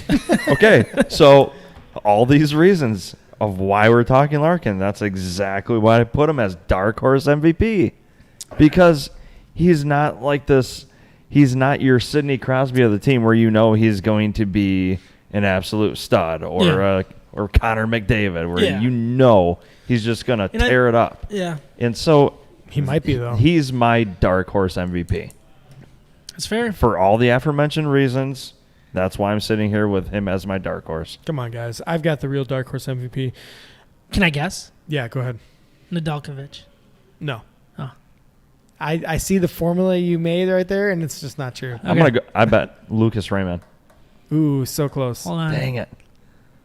Robbie Fabry. I don't know. Who is it? Mo Sider. That'd be awesome. Sides. I'm thinking if he is legitimately NHL ready to perform the way he has internationally, if he can perform the same way in the NHL, he will make such a difference in this defensive core that it'll open up so many opportunities for Yzerman to fill the rest of the gaps, because if he's dependable, I think that puts the rebuild to even another level. And I'm not even talking about wins and losses this year. I'm just thinking if he proves to be the guy on the defensive side this year, that is like MVP stuff for the franchise moving forward. No, and he's not going to be Nick Lidstrom. There will never be another Nick Lidstrom. No, he's is perfect like human. 2.0. he is like he could be that type of defenseman for this organization. He could. And I think what you said perfectly with what he's done overseas, if he can bring that here internationally, like if he can bring it to the NHL level, he could be rookie of the year caliber. You got to have a little bit of offensive upside to be a rookie of the year as a defenseman, but we don't need him to be. We don't need him to be. Yeah, we need him to that. be who he truly is and perform to that level, and not put up stats that maybe it's not his strengths at the moment. And if he does that within the organization, that'll be MVP type of stuff because it's part of the rebuild. What about under the radar? Anybody stand out to you guys for that? It kind of fits that dark horse MVP, which I say every time we do that. But Sider wouldn't be under the radar necessarily. You know what I mean? Like, is there somebody else that stands out for you guys? To me, I'm going to go with Adam Ernie, actually. I think it's another guy that I can't get behind. I don't know why. I just don't like his face. Am I allowed to say that? You can say whatever you He'll want. never be a guest on the show now. No, I think Adam Ernie, he's got a small role, but I think he's that guy. He's got a small what? He's on that small roll. Oh, small roll. He's the guy with the small roll. Oh, yeah, that guy. This is not going well. That's familiar. All right, moving along. So I think with him on that third line projection, somewhere between the third and fourth line, I think he's that guy that kind of makes everyone around him better. Like not from like a star-studded perspective, but he's kind of got that workhorse mentality, and he kind of pushes his line mates, his teammates to be better. So that's what I'm going with. I'm going with under the radar Adam Ernie. He's a poor man's Brad Marchand, I feel like. Yeah? Yeah. Like very, very poor man's Brad Marchand. Like nowhere near like the caliber of Brad, but like that something about his face that I don't like. Brad Marchand's the king of being a dick. I feel like Ernie can kind of maybe it's just No. I don't know.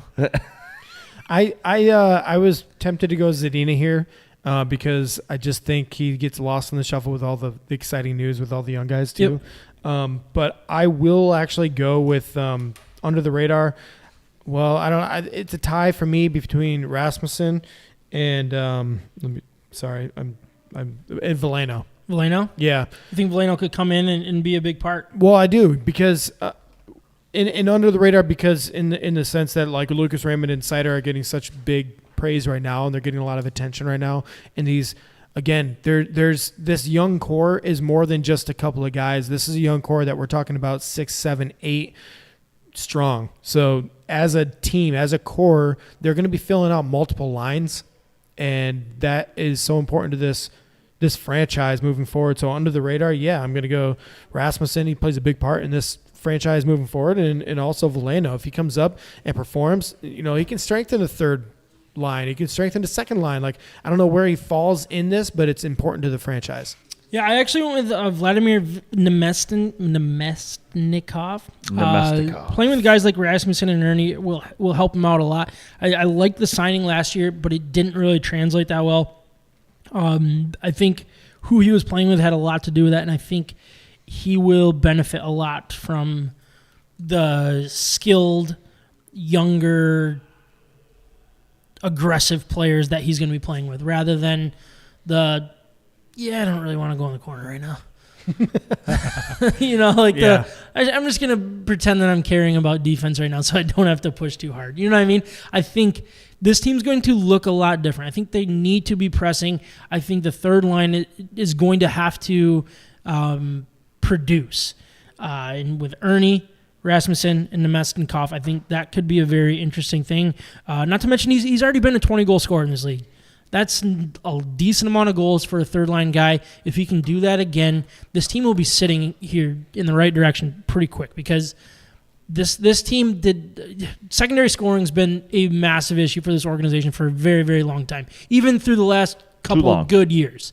And I think you look at the third line with a guy like Nemesnikov, Ernie, who had a good breakout year last year, and the young guy like Rasmussen, that's a pretty good third line offensively. We'll see how it translates because they are supposed to be more of a defensive, minded line. Can you still put that pressure and get a third, get some pressure and get some offensive opportunities? It's a good way to go. So that's who I went with. It'll be interesting to see what he can turn into. I don't know what to do now. I already did all these. If it's craft beer in Michigan sports, we may not be the authority, but we love both like a fat kid loves cake. Hot, hot! This is State of My Sports. Picks. Picks. I already translate. Pick 6. Did Do I we do have that? 6 picks? Did I transition that already? Man, I'm surprised I was ahead on that one. Nice. Ryan, can you explain Betting Hero in 20 seconds? Yeah, I can do my best. So, bettinghero.com, it is your online guide to all of the different betting platforms in the state of Michigan that are legal and that are online available for you to use. So what they do is they lay out all the promo codes available at the time. They do week-by-week promo codes, so don't worry about trying to get the best one. They're going to give you the best opportunity every single time. Use promo code MIBETS. So go to bettinghero.com, promo code MIBETS. They will lay out every single betting platform available for you at the time and the best promo code available for you so you can win easy money. Please go to bettinghero.com, promo code MIBETS. Well done. That was well done. Last week, Micah had a 6-1 week.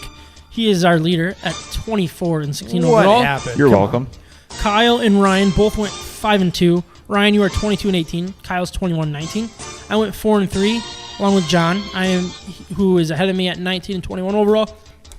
I'm having a rough year, 16-24 overall.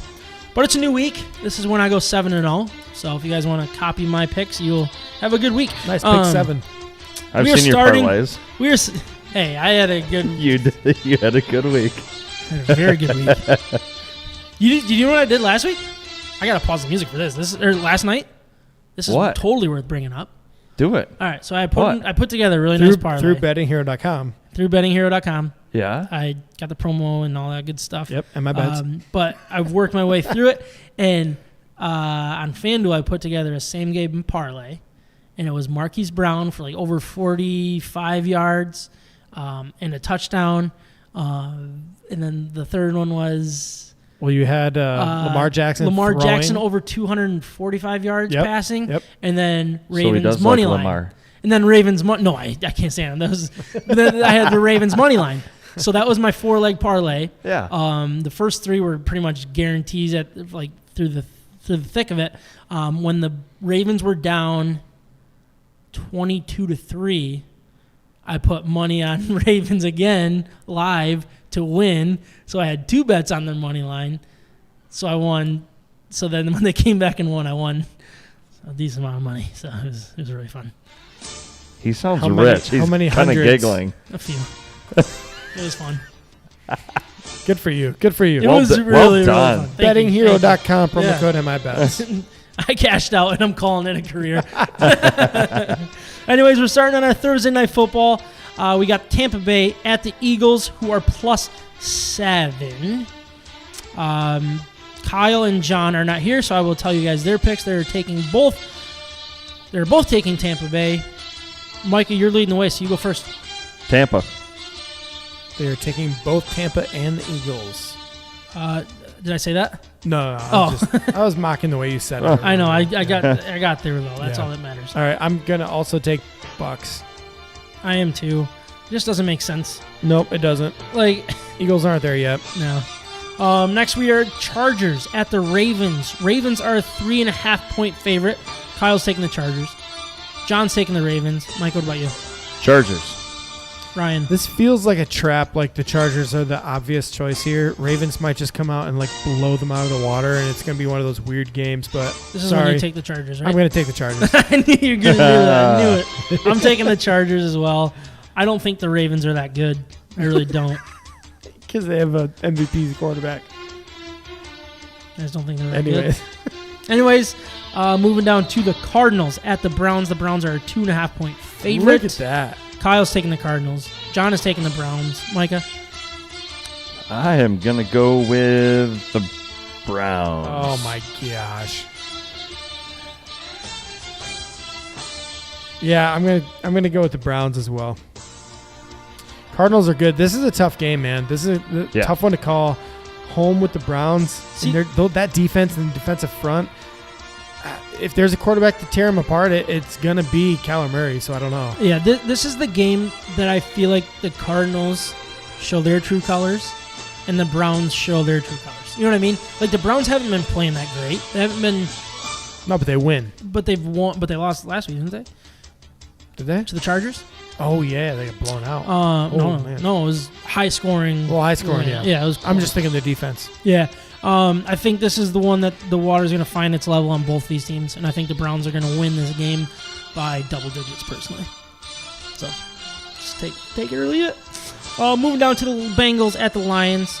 Kyle and John are both taking the Bengals. Mike, what about you? I'm going to go with the Bengals. Ryan.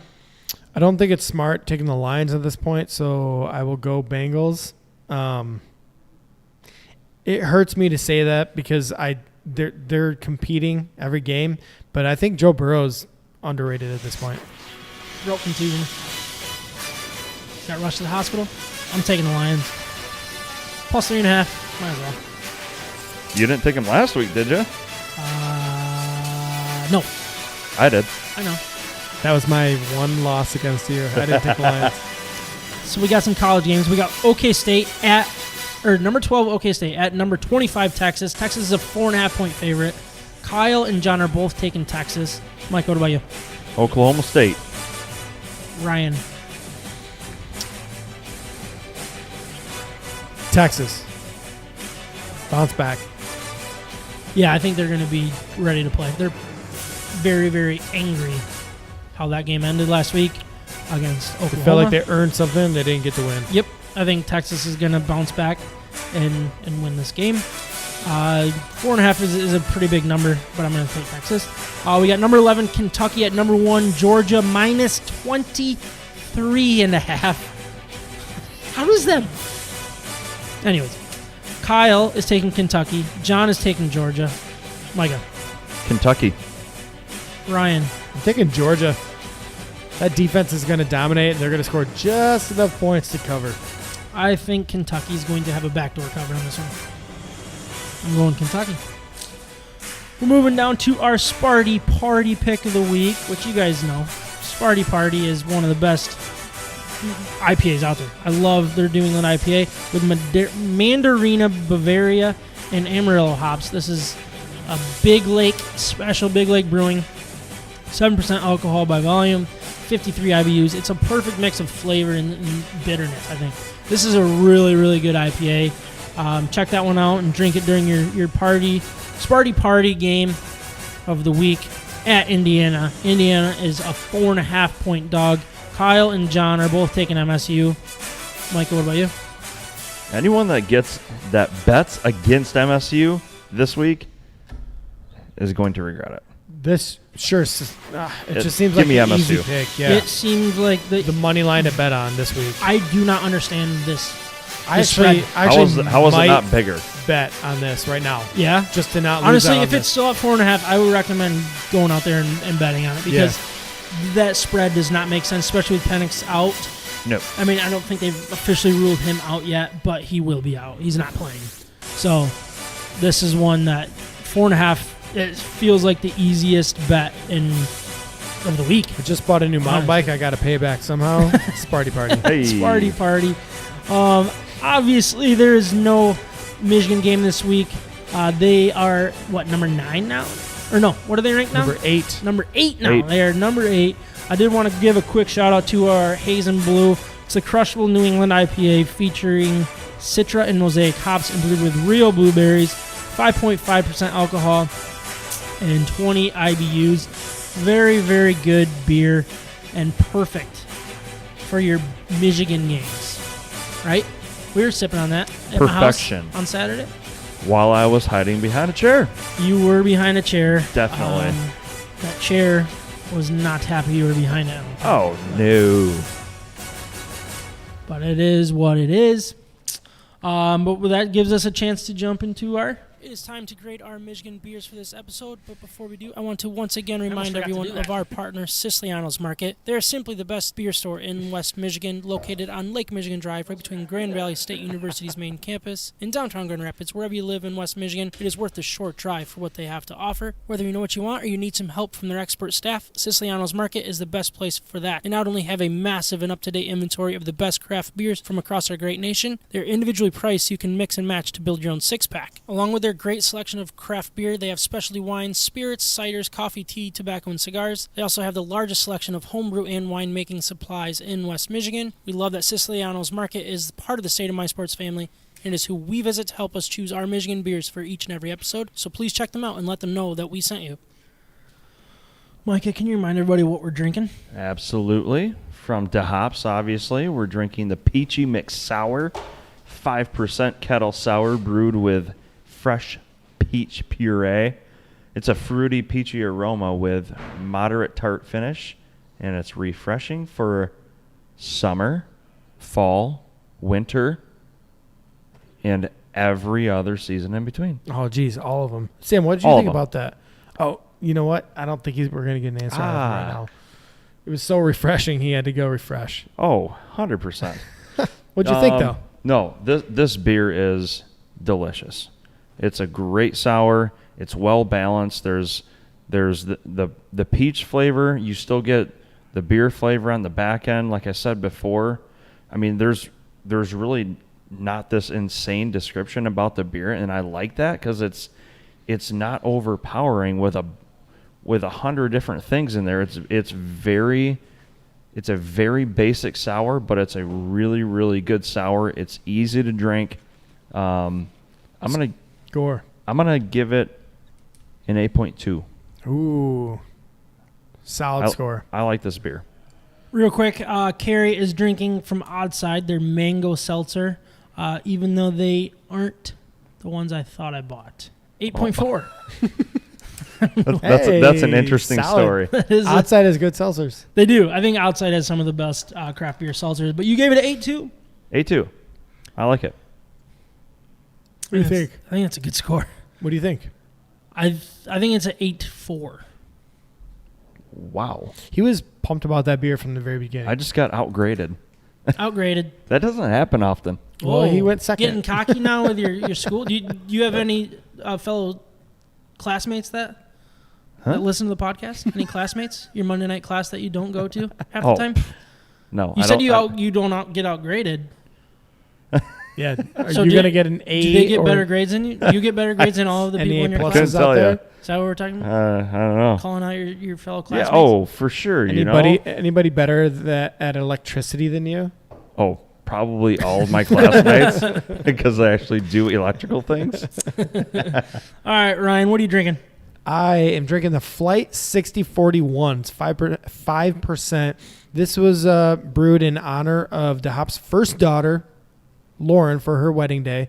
This is a German wheat beer with subtle hints of spice and clove, blended with just the right amount of natural blood orange puree for light, crisp, refreshing brew. Man, just a solid beer overall. I would say the flavor is definitely there. It's a great mix of just like a refreshing, crisp, clean beer to drink. It's not going to be overburdened or heavy in any kind of way, but it's not lacking on the flavor. And if you look at the color, you would really never guess that it's a 5%. like 5.0. You guess more in like the 6s probably because of all the flavor and the I guess just the overall color and the tone of the beer itself. So it's crushable. Oh yeah, absolutely. Yeah, I could have gone at least one more. I just tried to stop early, but I'm gonna go with an 8.1. All right. Really solid beer. I will order this again coming back to DeHop, so pretty pumped about it. Sweet. Excellent. Man, episode 126 just cruised right by. I think we did good on time. Yeah, 153. Yeah, well done. Yeah, but we got to cut the beginning out, that's which is right, like yeah. 2 minutes. So 2 it's minutes. actually like 150. Yeah, it's basically like an hour. Yeah. I mean, you might as well just listen to it like it's an hour. I don't know what I'm talking about. But. Yeah, it was fun though. Anyways, it was fun. Thank you guys. Good talk. Yeah, thank you guys for recording. Thank you to the Hops for being hospitable once again, as always. Thank you all for listening, getting involved live. And thank you for listening after the fact. Let us know you're out there. Talk to you next week, if not sooner. Peace. You've been listening to State of My Sports. From the Red Wings to the Lions, to the Tigers to the Pistons, to Michigan and Michigan State, and everything in between, we're talking about it. And don't forget the beer. We hope you enjoyed the show. Make sure to like, rate, and review. In the meantime, hook up with us on Instagram, Facebook, Twitter, YouTube, and Twitch at State of My Sports with an MI. We'll see you next time.